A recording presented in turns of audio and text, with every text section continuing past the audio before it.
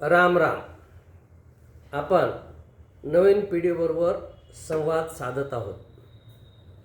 या अगोदरच्या सत्रामध्ये जायकवाडी प्रोजेक्टमध्ये सर्व्हिस केलेला उल्लेख केला होता. त्यावेळेस मी चुकून म्हणालो की तिथे मी 3.25 महिने सर्व्हिस केली. 3.25 महिने नसून 2.25 महिने मी सर्व्हिस केली होती. हे मी चुकून म्हणालो होतो. दुसरी एक गोष्ट सांगायची राहिली की इंजिनिअरिंगचा निकाल लागला आणि नंतर BRCमध्ये नोकरी पण लागली. ह्या दोन्ही वेळेस वडिलांनी आप्पांनी गावी साखर वाटली होती. हे सांगायचं राहून गेलं. असो, अगोदरच्या आताचा एक प्रवास संपलेला होता माझा. एक पर्व संपलं अभ्यासाचं.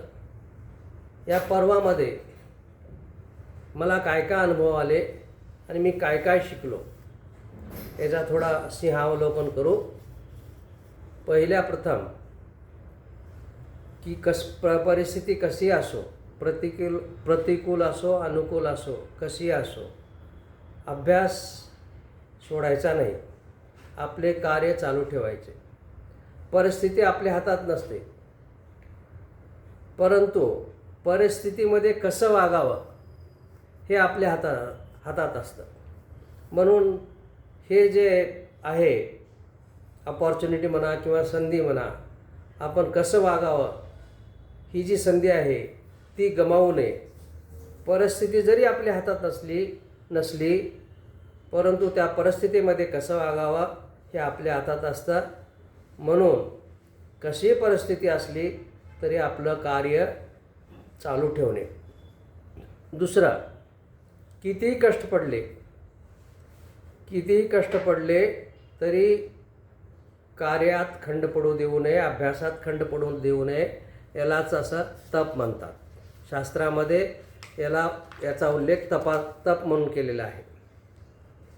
तिसरी गोष्ट की लहान मुलाला अति सुखसोयी मिळाल्या की मूल हे दुबळं बनतं. प्रतिकार करायची शक्ती त्याच्यामध्ये कमी राहते. प्रतिकार करू शकत नाही. म्हणून मुलाच्या आवश्यक गरजा फक्त भागवाव्यात. फाजील लाड करू नये असं म्हणतात बघा. फाजील लाड करू नये. मुलांना नोची सवय लागावी.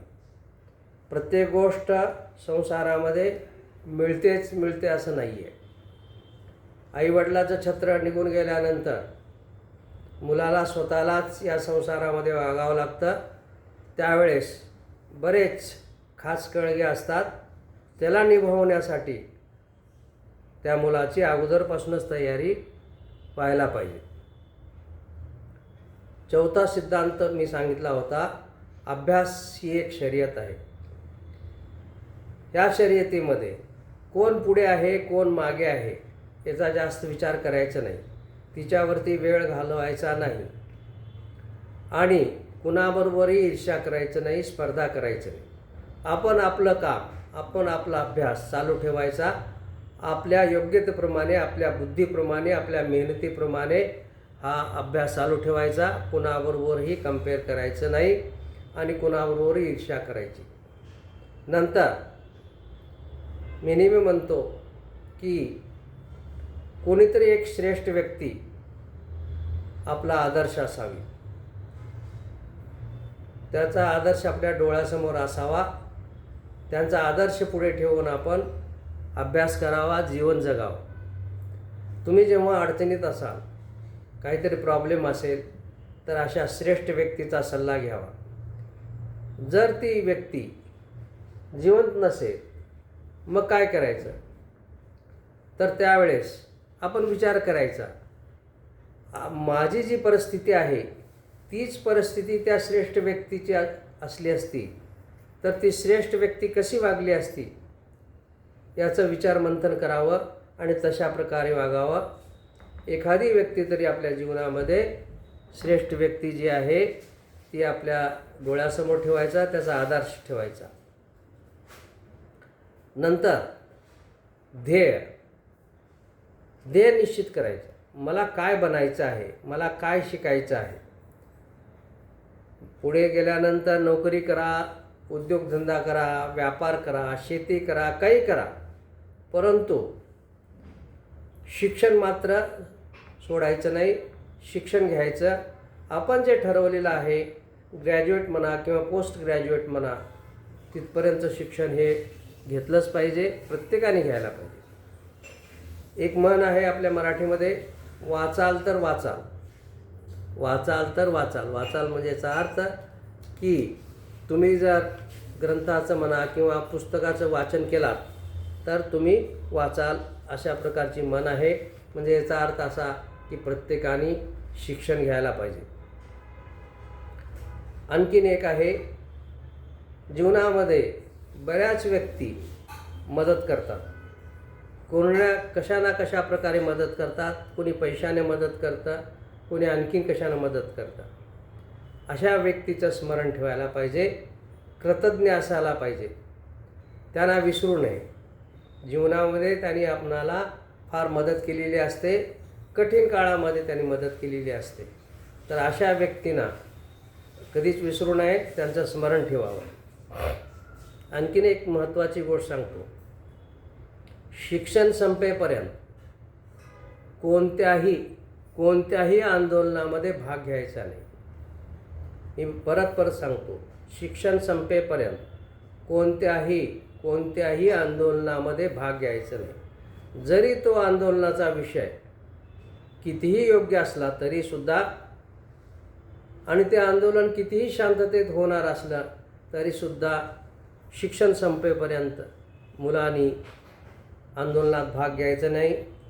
थोडा विचार करा, आपण ह्या आंदोलनामध्ये व्यापाऱ्याची मुलं किंवा गुज्जूभाईची मुलं किंवा मारवाड्याची मुलं, बनियाची मुले किंवा उच्च वर्गातील मुले, उच्च वर्गातील मनुष्य आहेत त्यांची मुले, हे कधीही आंदोलनामध्ये भाग घेत नाहीत.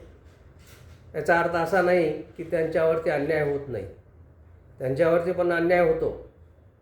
असं नाही की त्याच्यावरती अन्याय होत नाही, त्यांच्यावरती अन्याय होत असतो.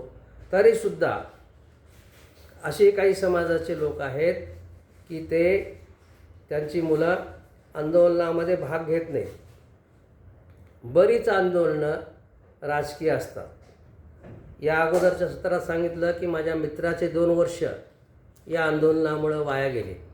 तर शिक्षण संपेपर्यंत कोणत्याही आंदोलनामध्ये भाग घ्यायचा नाही.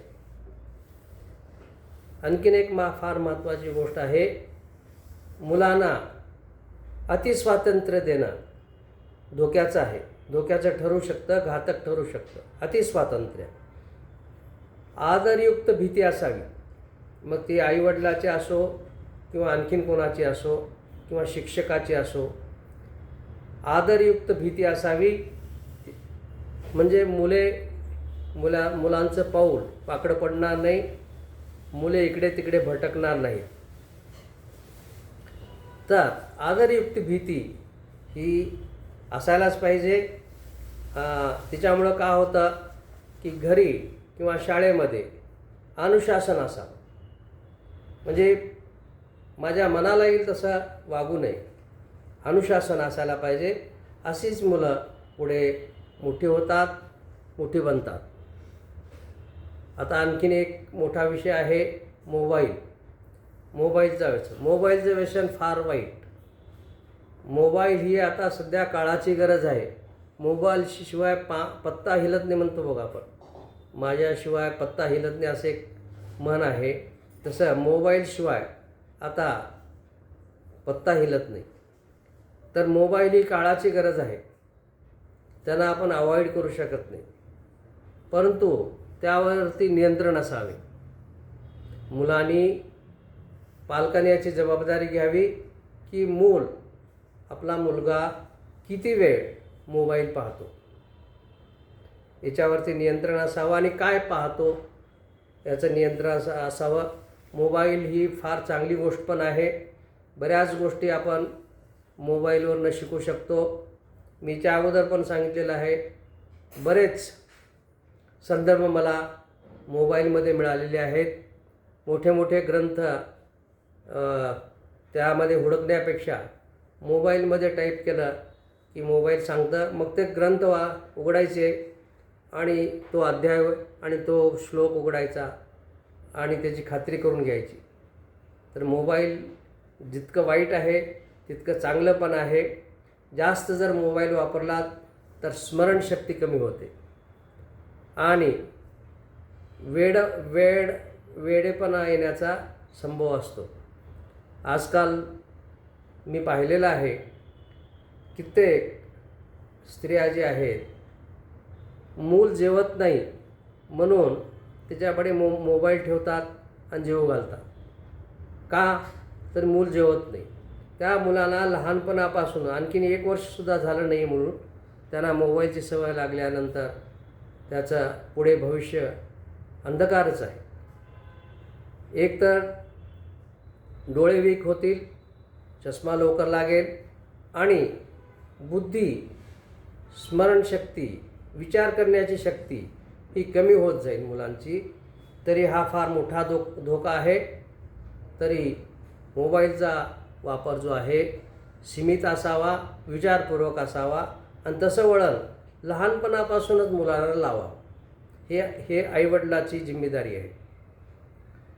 आता आणखीन एक सर्वात महत्त्वाचा विषय सांगतो, फार महत्त्वाचा आहे. मुलामध्ये अशा प्रकारचे संस्कार घडवावेत की देश प्रथम, देशाला प्राथमिकता द्यावी. देशानंतर येते संस्कृती. आपली जी संस्कृती आहे ही संस्कृती टिकायला पाहिजे. नंतर येतो समाज आणि समाजानंतर येतं स्वतः व्यक्ती. तर व्यक्तीला श्रेष्ठ मानू नये. प्रथम देशाला श्रेष्ठ मानावा, संस्कृतीला श्रेष्ठ मानावा, समाजाला श्रेष्ठ मानावं आणि नंतर मग येते व्यक्ती. देश टिकला तर संस्कृती टिकते आणि संस्कृती टिकली तर समाज टिकतो, समाज टिकला तर आपण टिकतो. हे गणित आहे. म्हणून देश प्रथम. छत्रपती शिवाजी महाराज आणि महाराणा प्रताप जर इतिहासात झाले नसते तर भारताची विचित्र परिस्थिती झाली असती. आताचं चित्र वेगळं झालं असतं. म्हणून देश टिकला पाहिजे. देशाला प्राथमिकता द्यायचा. बाकीच्या गोष्टी ज्या आहेत त्या गौण आहेत. देशाला, व्यवस्थेला नाव ठेवायचं नाही. आपण ज्या देशात राहतो, ज्या व्यवस्थेत राहतो, त्याला नाव ठेवण्यापेक्षा थोडं आपण आत्मपरीक्षण करावं. कुणालाही नावे ठेवण्यापेक्षा आपण आत्मपरीक्षण करावं. या समाजाने, या देशाने मला काय दिले आहे आणि मी या देशाला, या समाजाला काय देत आहे, याचं आत्मनिरीक्षण करावं. आंदोलन करणे, नंतर व्यवस्थेला नाव ठेवणे, देशाला नाव ठेवणे हे फार सोपं आहे. परंतु मी या देशासाठी, या समाजासाठी काय केलं आहे, मी काय उपयोगाला पडलो आहे, देशानं, समाजानं मला हे इथपर्यंत आणलेलं आहे. मी मोठा झालो, शिक्षण झालं, नोकरी लागली, हे कुणामुळं? मग फक्त माझ्यामुळं नाही आहे. प्रत्येकाचा वाटा आहे की मी मोठा होण्यासाठी प्रथम आईवडील आहेत, शेजारी पाजारी आहेत, मित्रमंडळी आहेत, शिक्षक आहेत, नंतर समाज आहे, व्यवस्था आहे, शाळा कॉलेजेस आहेत. या सर्वाच्या मदतीनं आपण मोठं होतो आणि मोठी नोकरी पण करतो, उद्योगधंदा करतो. हे कशामुळं? ह्या समाजामुळं आणि ह्या देशामुळं. असं म्हणू नये की या देशाने, समाजाने मला काय दिलं. समाजाने, देशाने दिलं म्हणून तर आपलं वाटचाल इथपर्यंत झाली. मग आपण विचार करायला पाहिजे की मी या समाजाला आणि देशाला काय दिलं, याचं आत्मनिरीक्षण करावं. आता हे सर्व मी तुम्हाला का सांगत आहे, मला ह्या सांगण्याचा काय अधिकार आहे? कारण या जितक्या काही गोष्टी मी सांगितल्या त्या मी स्वतः अनुभवल्या आहेत, स्वतः ते जीवन जगलो आहे. म्हणून मला सांगावंसं वाटतं, आता जी देशातील परिस्थिती बिकट होत चाललेली आहे, मुलं जे भरकटत चाललेली आहेत, हे नवीन पिढी जी आहे हिला चांगलं मार्गदर्शन करणं फार महत्त्वाचं आहे. मुलांची जी हे मुलं कसे आहेत, चिखलासारखे आहेत. त्या चिखलाचं आपण काहीही बनवू शकतो. तशा प्रकारे या मुलांना चांगल्या प्रकारे मार्गदर्शन करणं फार महत्त्वाचं आहे. आणि हे मार्गदर्शन प्रथम आईवडिलापासून व्हायला पाहिजे, नंतर समाजातील इतर व्यक्तींनी मार्गदर्शन करायला पाहिजे, संस्कार घडवायला पाहिजे. आता हे सत्र मी इथेच थांबवतो. पुढच्या सत्रात थोडा मी उल्लेख करेन की शिक्षण पद्धतीबद्दल माझे काही विचार मांडेन. मी हे पुढच्या सत्रात मांडणार आहे. तर हे सत्र मी इथेच थांबवतो. ओम नमः शिवाय. नमः पार्वतीपती. हर हर हर महादेव. ओम शांती शांती शांती.